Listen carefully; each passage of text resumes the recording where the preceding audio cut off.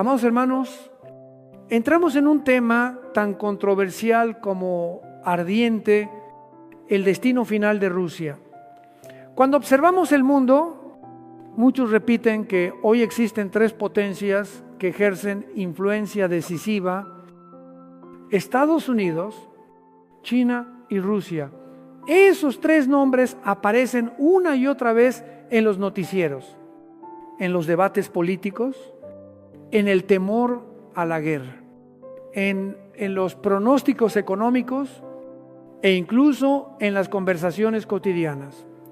Y por eso surge una pregunta muy natural en el corazón de muchos, tanto de los que creen en Dios como de los que todavía no creen. ¿Son estas tres potencias piezas clave dentro del cuadro profético de la Biblia para los últimos tiempos? Pero, amados hermanos, debemos aprender a mirar el mundo no solo con el lente de los medios, ni únicamente con mapas militares o cifras financieras. Nosotros miramos el mundo a la luz de la palabra de Dios, y cuando colocamos esta pregunta bajo esa luz, se vuelve más profunda, más cortante y también más solemne. Dentro del gobierno final del anticristo, anunciado en el Antiguo y en el Nuevo Testamento, ¿qué naciones ocuparán realmente el lugar central? ¿Quién se levantará para dirigir al mundo? Y en ese escenario, ¿dónde queda Rusia? ¿Dónde queda China? ¿Dónde queda Estados Unidos?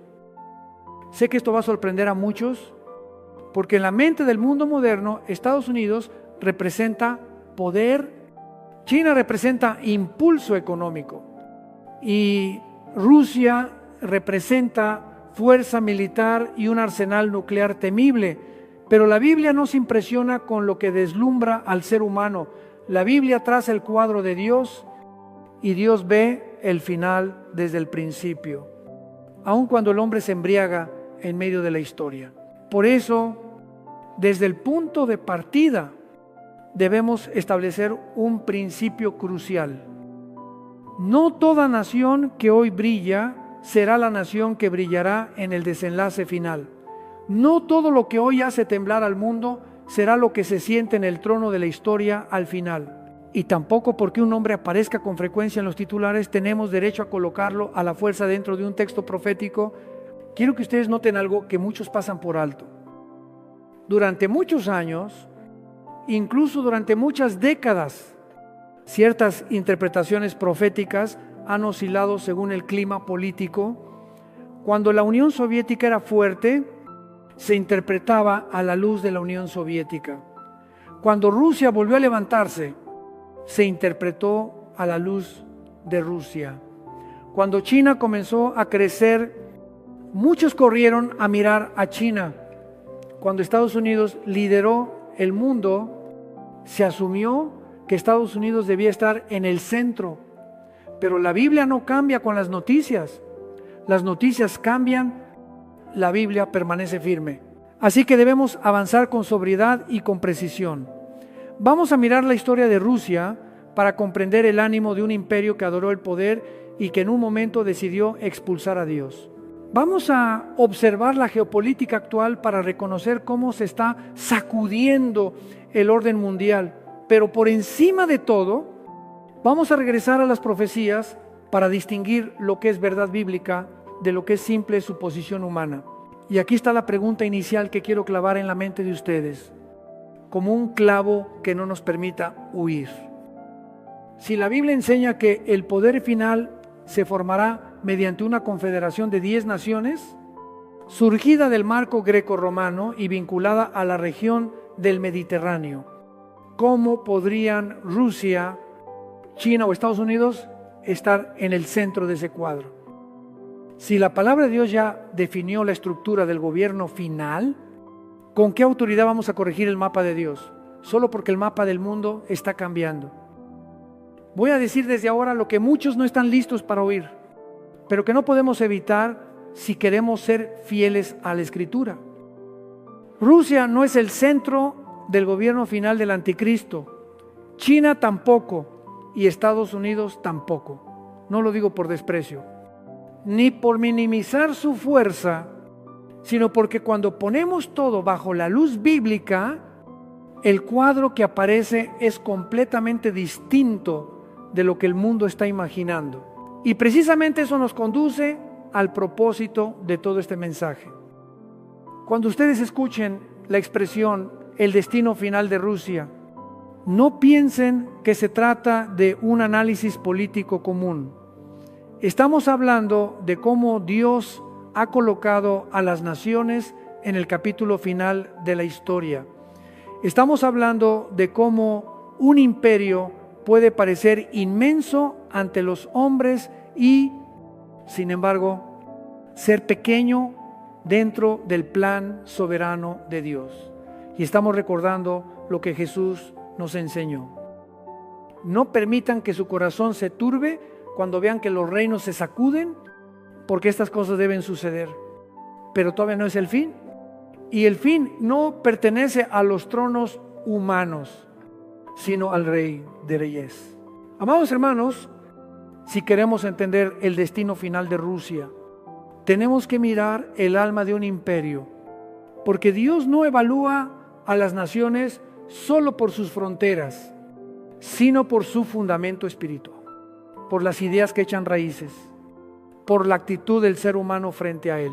Y precisamente aquí, la historia de Rusia nos abre una lección que estremece. A finales del siglo XIX y a principios del siglo XX, Rusia vivía bajo el dominio de los zares. El poder se concentraba en un solo hombre, y Nicolás II fue el último zar. Pero miren esto, la historia no le pide permiso al ser humano antes de cambiar de rumbo. Se levantó una tormenta, estalló la revolución. Una dinastía entera fue barrida. Y Nicolás II, junto con su familia, fue asesinado en el torbellino sangriento de los primeros años del siglo XX. No fue solo la caída de una familia real, fue la señal de un pueblo arrancado de su viejo fundamento para entrar en un experimento social terrible. Después de la Primera Guerra Mundial, apareció un hombre con la ambición de cambiarlo todo, Vladimir Ilich Lenin. La revolución bolchevique estalló en el año 1917 y Rusia fue arrastrada a una guerra civil ideológica en la que se levantó al pueblo contra los ricos, contra lo que el marxismo llamó la burguesía.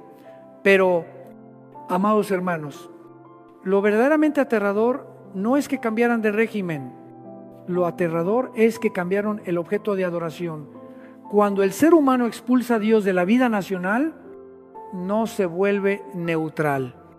Inmediatamente se arrodilla ante otro Dios, y ese Dios casi siempre se llama poder, Estado o ideología. De ahí nació la Unión de Repúblicas Socialistas Soviéticas, un imperio levantado sobre la convicción de que el ser humano puede construir un paraíso en la tierra sin Dios. Lenin murió y luego José Stalin tomó el poder, y la historia fue testigo de una de las épocas más brutales. La violencia no fue solamente en campos de batalla, fue la trituración de la dignidad humana dentro de la sociedad. Decenas de millones murieron en el siglo XX, no únicamente por bombas, sino porque un sistema convirtió la vida en cifras y al ser humano en herramienta. No olviden esto, cuando una ideología expulsa a Dios, no se detiene en cambiar economía o política, avanza hasta alterar la conciencia y termina paralizando toda una nación. Luego llegó un giro que muchos no creían posible. En el año 1991, el bloque soviético colapsó y la Guerra Fría llegó a su fin. Occidente respiró aliviado y pensó que entraba en una era sin enemigos. El dólar, el libre mercado, la democracia. Todo parecía haber triunfado para siempre. Pero, amados hermanos, aquí debemos ser sobrios. Una victoria geopolítica no equivale a ocupar un lugar en el capítulo final del plan de Dios. Un imperio puede caer de la noche a la mañana y un orden mundial puede voltearse más rápido de lo que cualquiera imagina. Y así ocurrió. Al entrar en el siglo XXI, Rusia vio levantarse un nuevo rostro, Vladimir Putin, con el sueño de restaurar la grandeza perdida y recuperar parte del territorio que se había escapado tras la caída de la Unión Soviética. Al mismo tiempo, el mundo fue sacudido por el terrorismo islámico radical y las potencias occidentales comprendieron que el enemigo de la época no venía solo de una superpotencia rival, sino también de ideologías religiosas extremas dispuestas a incendiar el planeta. Y justamente en este punto de convergencia, ustedes comienzan a ver que la pregunta ya no es cuán fuerte es Rusia, sino hacia dónde está siendo empujado el mundo. Cuando las potencias se mueven, cuando las alianzas se reacomodan, cuando el temor se expande, más que nunca debemos volver a la palabra de Dios para discernir qué permanecerá firme cuando todo lo demás se derrumbe. Amados hermanos, cuando el bloque soviético se derrumbó en el año 1991, Occidente no solo respiró aliviado, también se embriagó de victoria. Creyeron que la historia ya había escogido bando, que el capitalismo y la democracia liberal se habían sentado en el trono y que desde ese momento ya no existiría un adversario capaz de desafiar ese orden y debemos mirarlo de frente, no para atacar a una nación, sino porque este es el engaño más peligroso del poder. Cuando un imperio se convence de que es invencible, en ese mismo instante su caída comienza a gestarse en silencio por dentro. Durante muchas décadas anteriores, desde la mitad del siglo XX hasta el fin de la Guerra Fría, el mundo vivió acostumbrado a dos polos. Pero cuando uno de esos polos se desvaneció, Estados Unidos quedó como el pilar restante y llegó a pensar que era el único. Y hubo una razón por la que esa confianza se volvió todavía más fuerte: el sistema financiero global. En el periodo que siguió a la Segunda Guerra Mundial, el dólar se consolidó como moneda dominante en el comercio internacional y de manera muy particular en la compra y venta del petróleo. Entiéndalo con un lenguaje sencillo. Cuando una nación controla la moneda que el mundo necesita para adquirir energía, esa nación tiene en la mano un interruptor. Y como la energía es la sangre de la economía, ese interruptor puede hacer temblar a muchos países sin disparar un solo tiro. Por eso, al entrar en los primeros años del siglo XXI, el planeta parecía estar encerrado en un marco fijo. Pero ocurrió lo que siempre ocurre cuando el ser humano confunde estabilidad con eternidad, lo que el hombre llama orden. Dios lo muestra como algo temporal, lo que el hombre llama seguridad. Dios demuestra que puede quebrarse por acontecimientos para los cuales nadie estaba preparado. Al mismo tiempo, otra fuerza empezó a levantarse. China aceleró su crecimiento económico, expandió su influencia y comenzó a competir de forma directa con Estados Unidos, Rusia, bajo el liderazgo de Vladimir Putin. Alimentó un sueño de restauración, no solamente recuperar territorio perdido después del año 1991, sino recuperar estatura, recuperar presencia, recuperar el temor que el mundo le tuvo. Y muchos pensaron que el futuro de la humanidad sería decidido por una lucha entre gigantes, por un pulso entre superpotencias, por una partida de ajedrez que definiría el destino del planeta. Pero, amados hermanos, mientras esas potencias se medían, apareció otro enemigo, no con fronteras, sino con ideología extrema, con terrorismo, con redes dispuestas a golpear a civiles para sembrar pánico. Y el mundo comprendió algo inquietante. El poder ya no provenía solamente de ejércitos y economías, también provenía de creencias radicalizadas, capaces de empujar a seres humanos hacia actos de crueldad que ellos mismos llaman sagrados. En ese momento, el mapa geopolítico comenzó a moverse como placas bajo el mar. Al principio sin ruido, pero cuando chocan, producen un tsunami.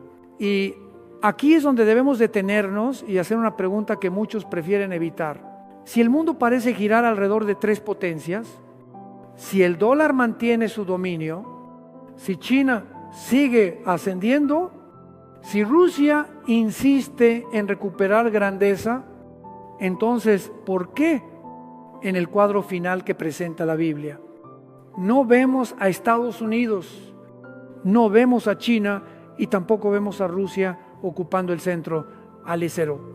Esto nos obliga a aferrarnos a un principio que no podemos soltar. La revelación bíblica es progresiva. Nosotros no tenemos derecho a usar las noticias para reescribir la profecía. Tenemos el deber de usar la profecía para evaluar las noticias. La Escritura habla de una estructura de poder final, una confederación de 10 naciones, y de allí surge un líder mundial al que la Biblia describe con varios títulos. A algunos les agradará, a otros no, pero la verdad sigue siendo verdad. Y esto es lo que nos despierta. El mundo puede correr detrás de los nombres que hoy brillan, pero Dios está conduciendo la historia por los rieles que Él ya determinó. Así que cuando miramos las sacudidas del inicio del siglo XXI, no entramos en pánico, pero tampoco somos ingenuos. Entendemos que esas convulsiones pueden estar preparando el terreno para un orden distinto, un orden del que la Biblia habló con anticipación.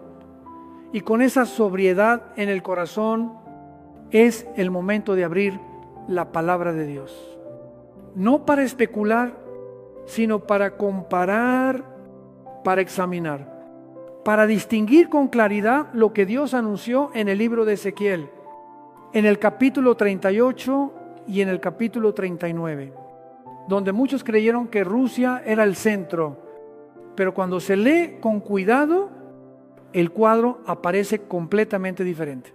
Amados hermanos, cuando nuestros ojos contemplan las sacudidas del mundo, lo más sabio no es adivinar, sino abrir la palabra de Dios y permitir que la Escritura misma nos ponga el marco, porque si no dejamos que la Biblia nos guíe, las noticias nos arrastrarán. Y si las noticias nos arrastran, terminaremos interpretando la profecía con emociones, en vez de usar la profecía para iluminar nuestras emociones. Comencemos por lo fundamental. La Biblia revela que el gobierno final del anticristo no será un imperio controlado por una sola superpotencia, sino una estructura de alianza. En el libro de Daniel y en el libro de Apocalipsis aparece la figura de 10 cuernos como una señal inconfundible de una confederación de 10 naciones.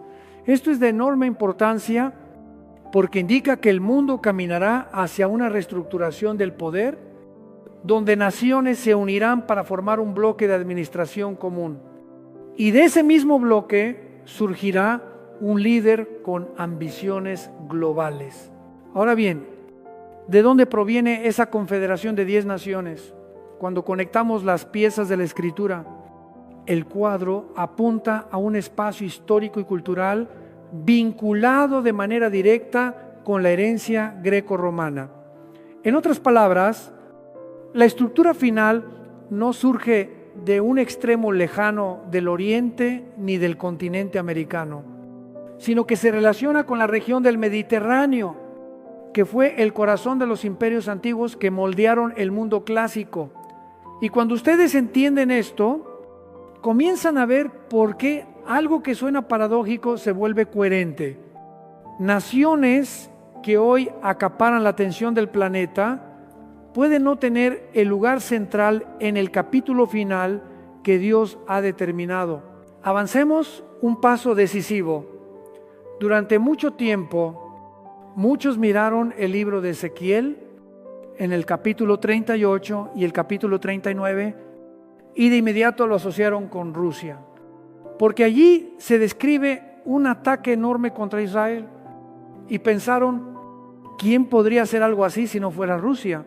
Pero, amados hermanos, razonar a partir del poder del momento es una trampa. Dios no escribe profecía basándose en la fuerza de una época.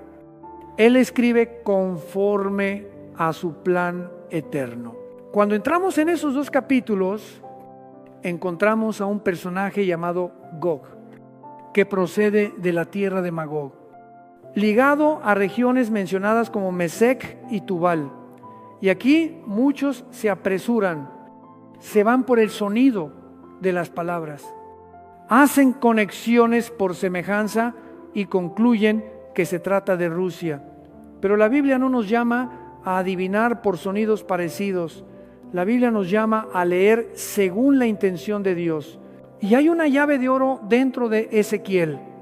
Una frase que si ustedes la retienen, ya no serán arrastrados por conclusiones precipitadas.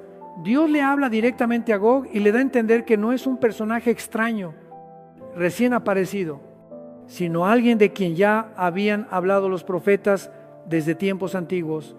Eso significa que Gog debe encajar con un patrón repetido en el sistema profético del Antiguo Testamento. Si Gog es alguien a quien muchos profetas anunciaron, entonces debemos buscar a quién describieron, cómo lo llamaron, de dónde procede y cuál es su naturaleza. Aquí es donde se prueba nuestra sobriedad. Cuando seguimos la huella de los profetas, el nombre Gog no es el centro. El centro es la esencia del personaje.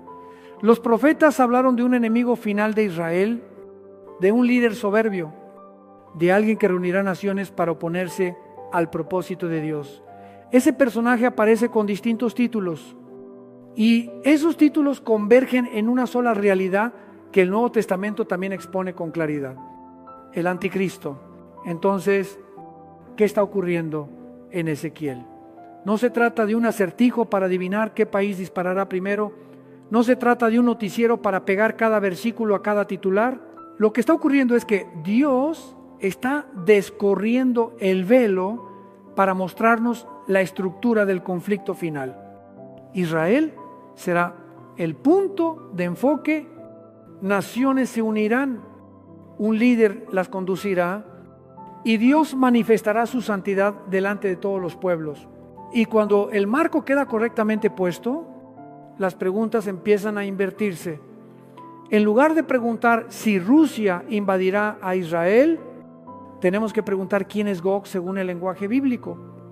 En lugar de preguntar qué poder militar podría hacerlo, tenemos que preguntar qué alianza surgirá para conducir la historia hacia el desenlace.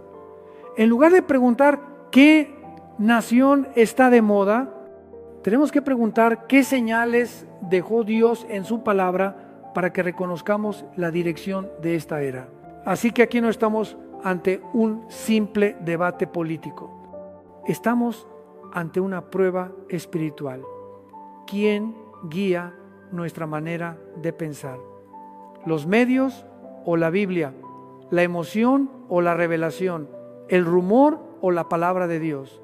Y si escogemos la palabra, entonces debemos entrar con más profundidad en los términos, los lugares y las llaves del texto de Ezequiel, para ver por qué identificar a Gog con Rusia es una conclusión apresurada y por qué el cuadro bíblico nos está llevando hacia algo mucho más grande. Amados hermanos, ahora que hemos colocado el marco bíblico correctamente, debemos entrar en una parte que muchos evitan: atrevernos a leer el texto con cuidado, tocar palabra por palabra, término por término, frase por frase, hasta descubrir por qué una conclusión tan popular puede estar equivocada. Porque si no hacemos esto, terminaremos repitiendo lo que otros dicen y pensaremos que estamos parados sobre la palabra, cuando en realidad estaremos parados sobre tradiciones humanas de interpretación. En el libro de Ezequiel, en el capítulo 38 y el capítulo 39, hay dos cosas que ustedes deben retener con firmeza. La primera, el ataque descrito aquí no es un choque menor ni un conflicto local, es una alianza. Una concentración de naciones, una invasión que sube como nube para cubrir la tierra y que se dirige contra el pueblo de Israel.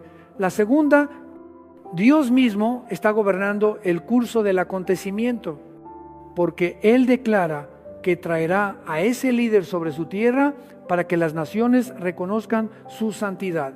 Ahora escuchen con mucha atención, la llave más grande está en la frase donde Dios habla directamente con el personaje llamado Gog. Dios deja claro que no se trata de alguien desconocido, recién aparecido, sino de alguien de quien Él ya había hablado desde tiempos antiguos por medio de los profetas de Israel. En otras palabras, Gog no puede ser solo una etiqueta que nosotros pegamos sobre un gobernante moderno porque nos parece poderoso. Gog debe encajar dentro de la estructura profética que atraviesa todo el Antiguo Testamento. Y cuando seguimos esa estructura, lo primero que descubrimos es que Gog no funciona como un nombre propio común, sino como un título, una designación, una manera de referirse a un jefe, a un comandante, a una cabeza dentro de una alianza.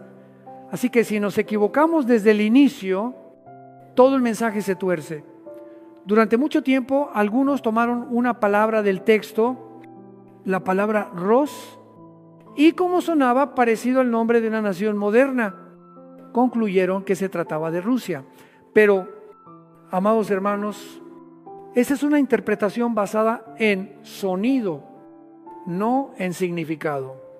En hebreo, Ros significa cabeza, significa líder, significa la parte principal de una estructura. No es el nombre de un país.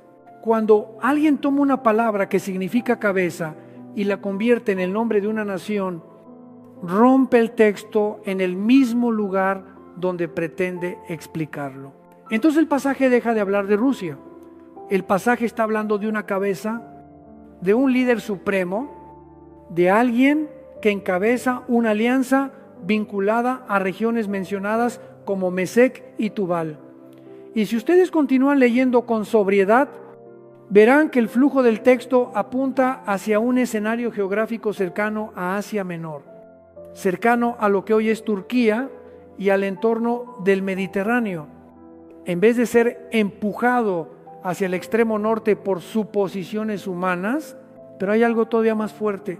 Si Gog es alguien de quien los profetas ya habían hablado, y al buscar en los profetas no encontramos a nadie llamado Gog como tal, eso nos obliga a comprender que Gog es un título, una manera distinta de nombrar al mismo personaje. En la Escritura, a una misma realidad se le puede nombrar con distintos títulos. Y entonces la pregunta se vuelve inevitable. ¿Cómo llaman los profetas al enemigo final de Israel? Lo llaman el asirio, lo llaman el cuerno pequeño. Lo describen como un soberbio, un rebelde, una bestia, el hombre de pecado, el hijo de perdición. Y cuando ustedes unen esos títulos, aparece un solo rostro, el anticristo. Amados hermanos, este es el giro de todo el tema. Si Gog es el anticristo, entonces toda la manera de leer Ezequiel, capítulo 38 y capítulo 39, tiene que cambiar. Ya no es una predicción de que Rusia, como nación moderna, atacará a Israel. Se convierte en una advertencia sobre la concentración final de naciones bajo el mando de un líder que se opone a Dios, que se dirige contra Israel y que finalmente entra en confrontación directa con la santidad de Dios. Y cuando ustedes entienden esto, comprenden por qué desde el principio afirmamos que Rusia no es el centro del cuadro final. Rusia puede ser temible hoy, pero el cuadro bíblico está describiendo algo más grande, más profundo y más aterrador. Una alianza y un líder que no surgirán solamente por tener más armas, sino porque el mundo entero será arrastrado hacia un orden falso, una paz falsa y un poder falso. Pero hay un punto más que debemos aclarar para no errar en el tiempo. El conflicto que describe Ezequiel no ocurre como un evento aislado. Está ligado al momento en que Israel ha sido reunido de entre muchas naciones. Está ligado al regreso del pueblo judío a su tierra. Y está ligado a un periodo final en el que Israel vivirá en un estado que la Escritura describe como seguridad. Y ese detalle nos conduce a la pregunta siguiente: ¿cuándo vivirá Israel con esa seguridad? ¿Y qué producirá esa paz temporal antes de que estalle la gran tribulación? Amados hermanos, ahora tocamos un detalle que, si se pasa por alto, tuerce todo el cuadro. El tiempo y las condiciones que describe Ezequiel. Porque la Biblia no solo nos dice quién, también nos dice cuándo y en qué contexto. En el libro de Ezequiel, en el capítulo 38, hay una frase que declara que esa invasión ocurrirá después de muchos días. Al cabo de los años, cuando Israel haya sido rescatado de la espada, reunido de entre muchos pueblos y devuelto a los montes que le pertenecen. Escuchen bien, esto no es un detalle menor. Esta es la llave del tiempo. Porque antes de que exista un ataque como ese, Israel tiene que existir como nación en su propia tierra. Tiene que ser reunido después de un largo exilio y tiene que estar de nuevo sobre los montes de Israel. Y eso nos lleva a un hecho histórico que no se puede ignorar.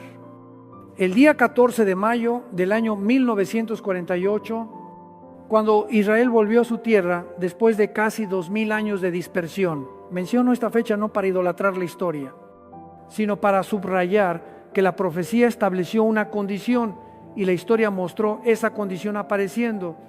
Si Israel no regresaba, esta profecía no podía entrar en su fase final. Pero aquí surge un obstáculo grande y ese obstáculo nos obliga a seguir leyendo con seriedad. Porque Ezequiel también habla de un estado en el que Israel habitará con seguridad, en paz, sin temor. Y ustedes pueden preguntarse con honestidad, desde el día 14 de mayo del año 1948 hasta hoy, ¿ha vivido Israel con esa seguridad? La respuesta es que no. Apenas declararon su existencia como nación, estalló la guerra. Y después las tensiones y los conflictos se sucedieron como olas una tras otra. En el año 1956, luego en los primeros días de junio del año 1967, con la guerra de 6 días, y más tarde, en el año 1973, con la guerra de Yom Kippur, Israel ha tenido que luchar repetidamente por sobrevivir. Y a eso se suman décadas posteriores marcadas por terrorismo, ataques y confrontaciones regionales, de tal forma que jamás ha entrado en un periodo de paz verdadera. Entonces, ¿cómo puede cumplirse la profecía que habla de seguridad si la realidad ha sido una vida constante en alerta? Aquí ustedes comienzan a ver algo profundo. La seguridad que menciona Ezequiel no es una sensación frágil de unos cuantos días. Es un periodo, es una garantía, es una paz construida por un pacto mayor. Y este detalle nos conecta de inmediato con otra profecía. En el libro de Daniel, en el capítulo 9, versículo 27, donde se anuncia un pacto confirmado por 7 años y quebrantado a la mitad de ese periodo.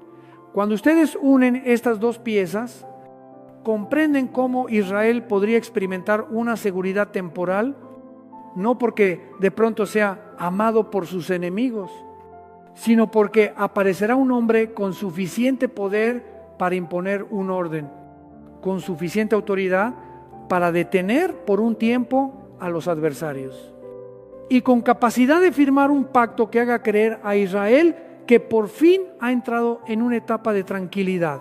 Pero, amados hermanos, esa seguridad será falsa, porque ese mismo hombre, a la mitad del tiempo, traicionará. Romperá el pacto y levantará aquello que Jesús llamó la abominación desoladora en el Evangelio según Mateo, en el capítulo 24, a partir del versículo 15. Jesús declara que cuando eso ocurra, los que estén en Judea deben huir.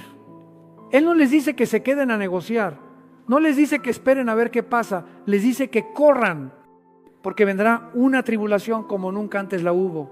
Por eso, cuando Ezequiel describe a Israel habitando en seguridad y luego siendo cubierto por una invasión como nube sobre la tierra, ese cuadro nos lleva directamente al tramo final, donde una paz falsa abre paso a una persecución real, donde un pacto que promete protección se convierte en una trampa y donde el mundo cree que está entrando en un nuevo orden, cuando en realidad está entrando en la confrontación definitiva contra Dios. Y una vez que se entiende esta llave del tiempo, ustedes pueden ver que la guerra de Ezequiel no es un titular que pueda colocarse en cualquier año a conveniencia, sino un cuadro que encaja en el clímax de los últimos días. En ese clímax Dios hará lo que el ser humano jamás podrá hacer. Manifestará su santidad delante de las naciones y llevará a Israel a reconocer al Mesías que por tanto tiempo rechazó. Amados hermanos, ahora que hemos visto la llave del tiempo en Ezequiel, debemos avanzar un paso más, porque existe un error muy común. Muchos imaginan que Ezequiel, en el capítulo 38 y el capítulo 39, describe una guerra aparte, desconectada del clímax final. Pero cuando se lee con cuidado, este cuadro no puede colocarse en cualquier etapa según la conveniencia. Nos conduce directamente al momento en que Dios hace notorio su nombre santo y en que Israel entra en la renovación espiritual que los profetas anunciaron desde hace siglos. Miren el resultado de esa guerra en Ezequiel, capítulo 39. Dios declara que hará notorio su nombre santo en medio de su pueblo Israel y que desde entonces su nombre no volverá a ser profanado y que las naciones sabrán que Él es el Dios santo en Israel. Amados hermanos, ese no es el lenguaje de un conflicto local, ese es el lenguaje de un giro espiritual de alcance mundial. Porque si después de ese acontecimiento el nombre de Dios ya no es profanado, eso significa que ocurrió una conversión profunda, que hubo un cambio de dirección en el corazón de Israel y que la presencia de Dios se vuelve evidente delante de las naciones. Y cuando ustedes colocan estas palabras junto a otras profecías, el cuadro encaja con precisión. En Joel capítulo 3, las naciones son reunidas para que Dios las juzgue porque dividieron su tierra y porque dañaron a su pueblo. En Zacarías capítulo 12, Jerusalén se convierte en piedra pesada. Las naciones se juntan contra ella. Y entonces sucede algo decisivo. Dios derrama espíritu de gracia y de oración. Y ellos miran al que traspasaron y lloran con arrepentimiento. Y en Zacarías capítulo 13 se anuncia una fuente abierta para limpiar el pecado y la inmundicia de la casa de David y de los habitantes de Jerusalén. ¿Lo ven? Estas piezas no hablan de muchas conversiones diferentes, hablan de un solo momento, el instante en que Dios interviene de manera definitiva y Israel vuelve al Mesías. Por eso, cuando alguien intenta ubicar Ezequiel, capítulo 38 y capítulo 39, en una etapa anterior como una guerra independiente, termina fabricando dos renovaciones espirituales para Israel. Dos momentos en que el nombre santo es restaurado, dos ocasiones en que las naciones reconocen a Dios de un modo único.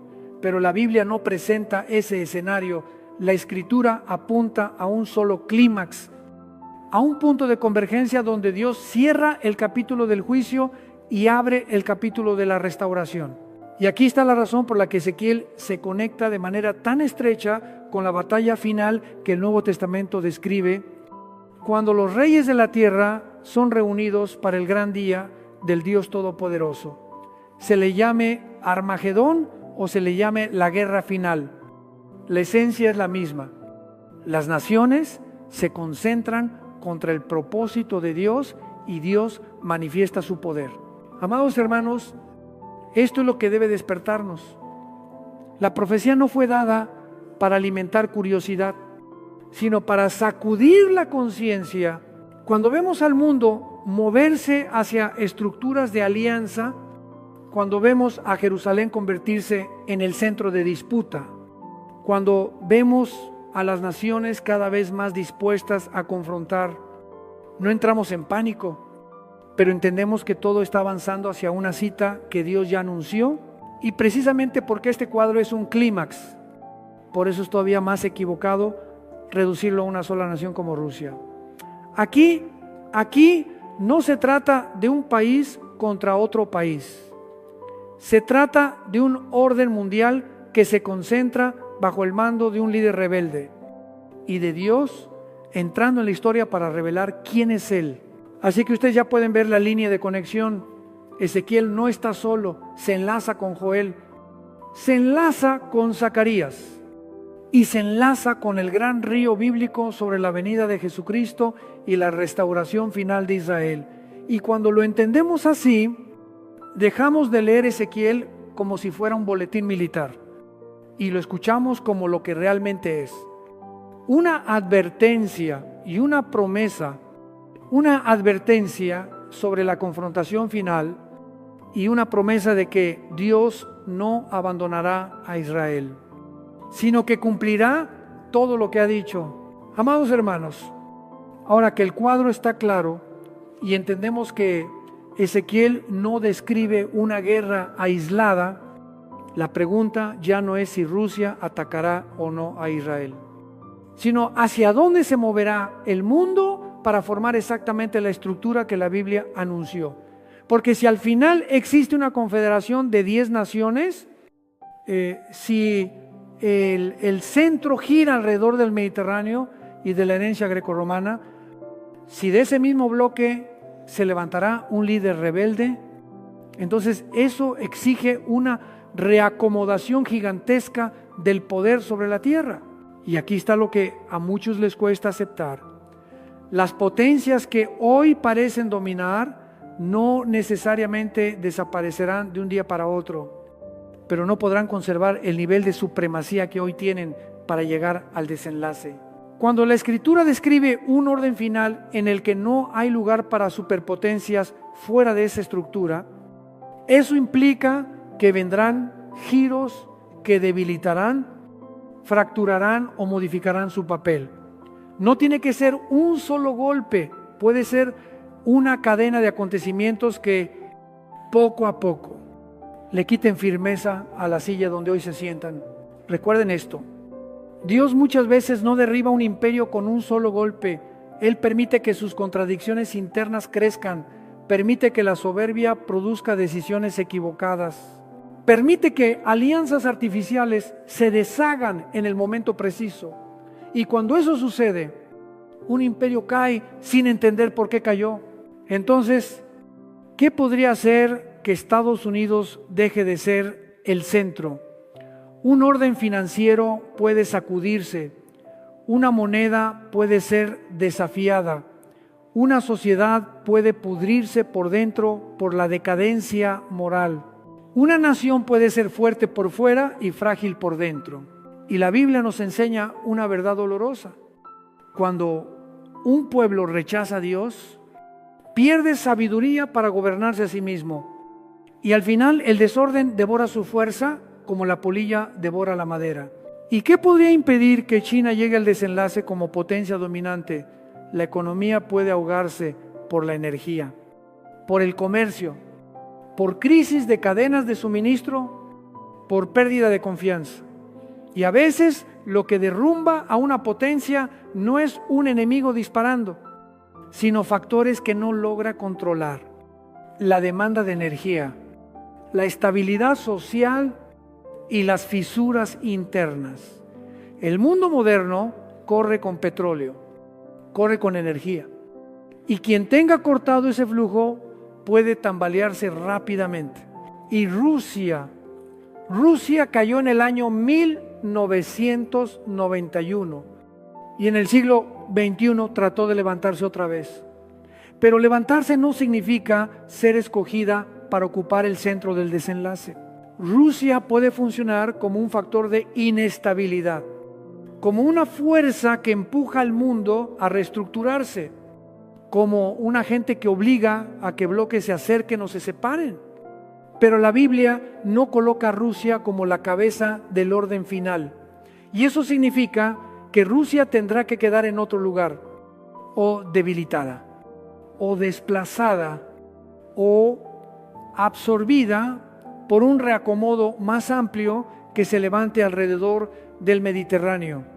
Amados hermanos, aquí es donde muchos se atascan. Quieren una respuesta simple. ¿Qué país hará qué cosa y en qué fecha? Pero la profecía no fue dada para alimentar ese tipo de curiosidad.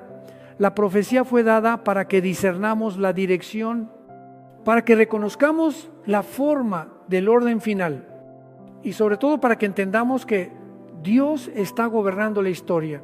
Y cuando miramos Europa en nuestros días, vemos una señal digna de reflexión. Europa ya no es un continente culturalmente homogéneo como antes. Olas de migración, cambios demográficos, tensiones religiosas y el debilitamiento del fundamento cristiano tradicional han creado un escenario donde una nueva conexión entre Europa y el Medio Oriente ya no suena imposible. Cuando un continente pierde su fundamento espiritual, busca otro fundamento. Cuando una civilización abandona la verdad, queda expuesta a sustitutos. Por eso la idea de una alianza alrededor del Mediterráneo ya no es solo un concepto lejano, es una dirección que puede ser empujada por presión de seguridad, por crisis energética, por conflictos religiosos, por la necesidad de controlar comercio y por el miedo a la guerra. Estas fuerzas pueden obligar a naciones a sentarse juntas, no porque se amen, sino porque temen lo mismo. Así que cuando hablamos del destino final de Rusia, no estamos hablando solamente de Rusia, estamos hablando de cómo Dios reacomodará el escenario mundial para que encaje con lo que Él ya declaró en ese proceso. Algunas naciones perderán protagonismo, algunas alianzas se romperán y otra alianza surgirá. No porque el ser humano sea sabio, sino porque Dios está conduciendo la historia hacia el punto que Él determinó. Amados hermanos, cuando miramos la dirección en la que se está moviendo el mundo, lo más importante no es satisfacer curiosidad, sino entender cómo Dios quiere que la iglesia viva en una era que se está acelerando. Porque si lo que la Biblia describe comienza a tomar forma, entonces la pregunta deja de ser si adivinamos el nombre de una nación y pasa a ser si estamos velando o no. Quiero que ustedes observen algo muy práctico. La profecía jamás fue dada para producir personas adictas a las noticias. La profecía fue dada para producir personas que saben orar, que saben arrepentirse, que saben vivir en santidad y que saben poner su esperanza en Jesucristo. Cuando leemos capítulos difíciles, no tenemos derecho a convertirlos en un juego de suposiciones. Debemos permitir que se conviertan en una trompeta que despierta la conciencia. Y aquí está algo que muchos olvidan en todos los cuadros sobre los últimos tiempos. La Escritura no solo habla del colapso de naciones, también habla de la prueba de fuego de la iglesia. Porque cuando el mundo se sacude, una fe basada únicamente en emociones se derrumba. Una fe basada solo en comodidad se derrumba. Una fe basada en la facilidad también se derrumba. Solo la fe edificada sobre la palabra permanece firme. Amados hermanos, estamos viviendo un tiempo en el que la moral de la humanidad se desliza hacia abajo. La verdad es reemplazada por sentimientos. Lo correcto es reemplazado por intereses. La santidad es tratada como si fuera una reliquia. El pecado es cubierto de azúcar y vendido como libertad. Y lo más alarmante es que muchos ya no sienten vergüenza. Cuando una sociedad pierde la vergüenza, pierde su último freno y entonces se precipita como un vehículo cuesta abajo. En ese contexto, entiendan que la reestructuración del poder mundial no es solamente asunto de presidentes y generales. Viene acompañada de una reestructuración espiritual, un ambiente de engaño donde el ser humano cada vez odia más la verdad y ama más lo que le resulta cómodo. Y ese ambiente prepara el terreno para un líder falso, una paz falsa y un orden falso.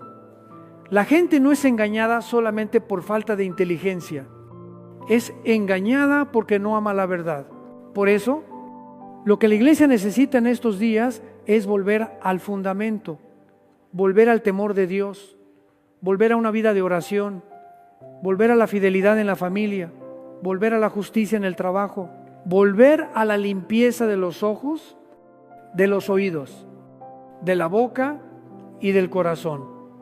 Porque si el mundo camina hacia un orden falsificado, la iglesia tiene que vivir como un pueblo santo, sin diluirse, sin dejarse arrastrar. Amados hermanos, lo digo con toda seriedad. Hay personas que solo quieren oír sobre el anticristo, pero no quieren oír sobre la cruz. Hay personas que quieren hablar de señales finales, pero no quieren abandonar pecados ocultos. Hay personas que quieren discutir sobre Israel, pero no quieren perdonar a los suyos dentro de casa. Y eso es ceguera espiritual. Si ustedes no son fieles en lo pequeño, no podrán permanecer firmes en lo grande. Y esto me duele.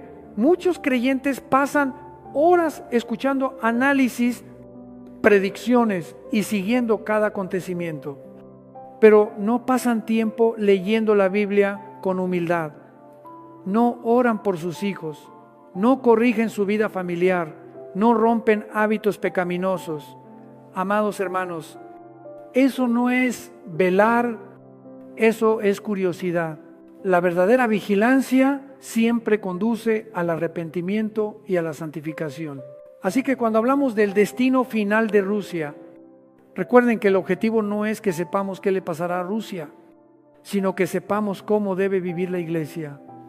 Si Dios está conduciendo la historia hacia el desenlace, nosotros debemos conducir el corazón de regreso a Dios.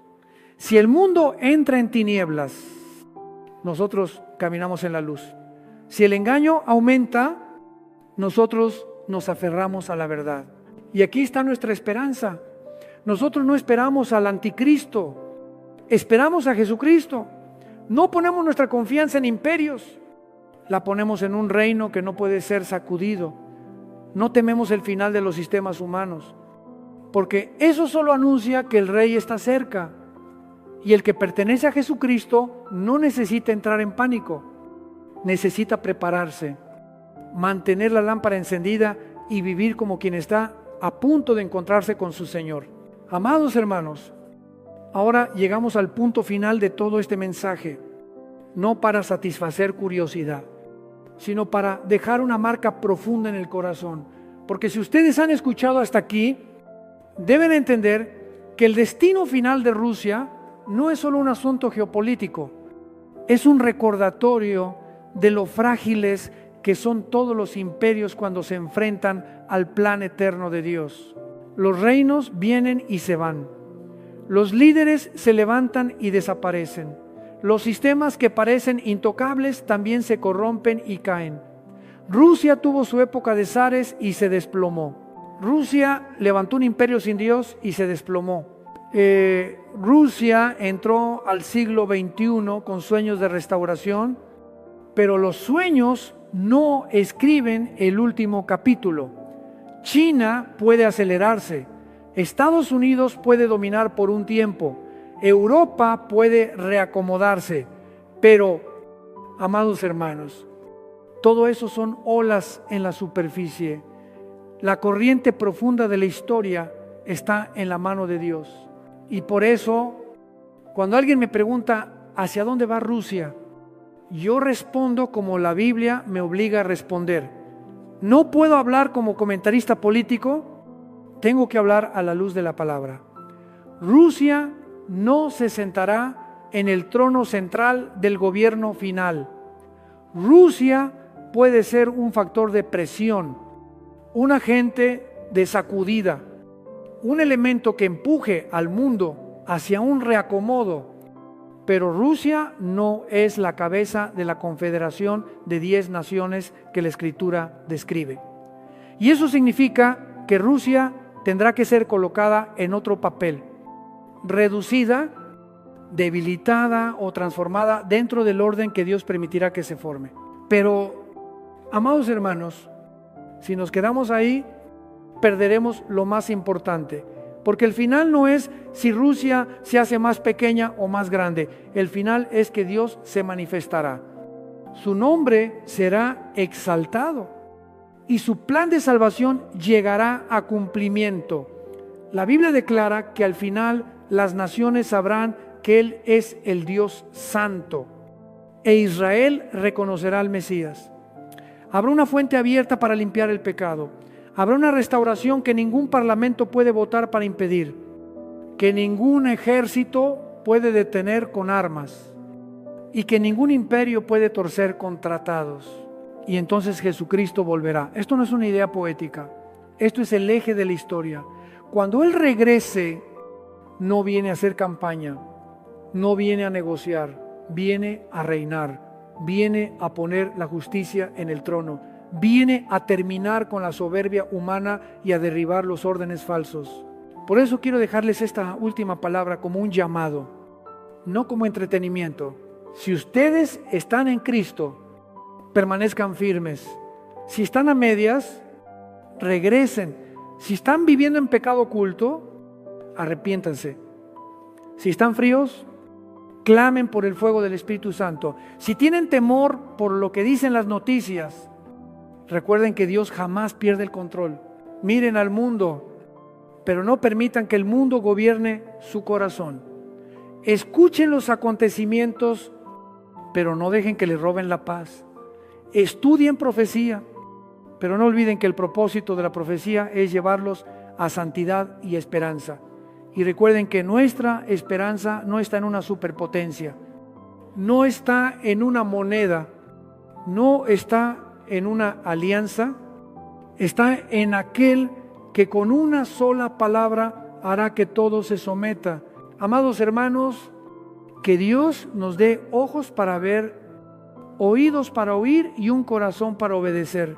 Que Él nos guarde del engaño de esta era, de la soberbia del conocimiento y del enfriamiento de la fe. Que Él purifique a su iglesia en estos días, que la haga fuerte y llena de luz.